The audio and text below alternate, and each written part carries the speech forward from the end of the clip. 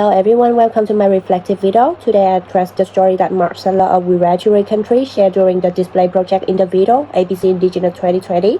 Instead of retelling the story from the video, I emphasize how I practice story listening and how this experience changed my understanding of inclusion practice as an early childhood teacher in the future. First story listening of the video, I imagined that I would just simply learn about a river. Rather, I came across an incredibly distinct worldview that influenced my future teaching method. I ground myself in Dariri, which Dr. Miriam Rose Ungermer Bowman defined as silent, still awareness, inner and a deep listening. To direct my hearing, according to Dr. Miriam Rose Ungermer Bowman, no date. To practice Dariri, I need to slow down, intentionally breathe in and out, and embrace silence rather than rushing to my own assumption about the story. Then I became aware that I was hearing facts and survey level information about river and land movement across land, disconnect to auto-schema first level of listening, which is sometimes referred to as downloading and involve filtering what we already know, builds that foundation, no date. I was then bringing my Western perspective on river as a resource to the story.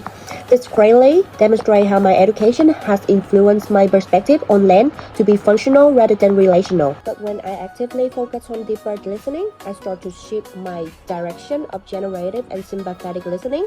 I make an effort to listen more relationally, to hear not only facts about a person's worldview, identity, and connection to the country. Then I start to wonder, so what worldview is being represented, or what do the spiritual, cultural, and relational aspect of this story demonstrate about? In the video, the most memorable moment for me was when I realized that Mark Seller was not using metaphorical language when he referred to use the river as our mother and our blood. It conveys responsibility and the kinship. He said healthy river, healthy people, or sick river, sick people. Define health as ecological and collective rather than personal. ABC Indigenous 2020. This challenged what I had previously thought of health as something being separate from the land, but at the moment, I felt fascinated and uneasy.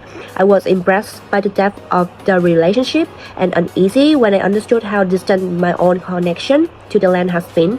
So these interactions were crucial since they reframe well-being as collective and intimately connected to the country, challenging my individual perspective on it.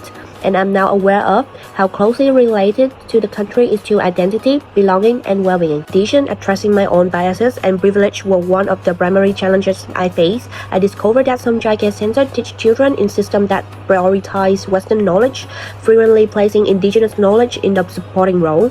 It takes humanity and a readiness to sit with discomfort to practice listening deeply. So it's a necessity that I acknowledged how dominant lenses have influenced my assumption. This experience changed the way I think about inclusiveness.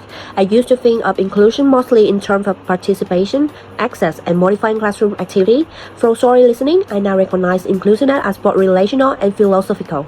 It involves determining those who expertise is respected and those who legitimize it. This perspective is also reinforced by Carly Renardi's pedagogy of listening. Renardi defined that listening is an ethical act that validate other people's identities, beliefs, and life experience. Edward et al. 2011. Additionally, it's related to the Early Childhood Australian Statement on Inclusion, which highlight that a strong sense of belonging and respectful interaction. Early Childhood Australian 2014. I now consider belonging as having one's worldview acknowledged and legitimized in addition to feeling welcome. Therefore, I learned via story listening that listening is the first step toward inclusion. In my placement, this reflection reshaped my teaching practice. I make an intentional effort to listen more deeply to all children and their family without giving them direction or correction right away. I have observed that children's voice, particularly those with special rights, might be unintentionally silenced by casual listening. On the other hand, deep listening enabled me to respond more thoughtfully and develop trust. It then enhanced my capacity to advocate since I was reflecting on real-world experience instead of depending on assumption.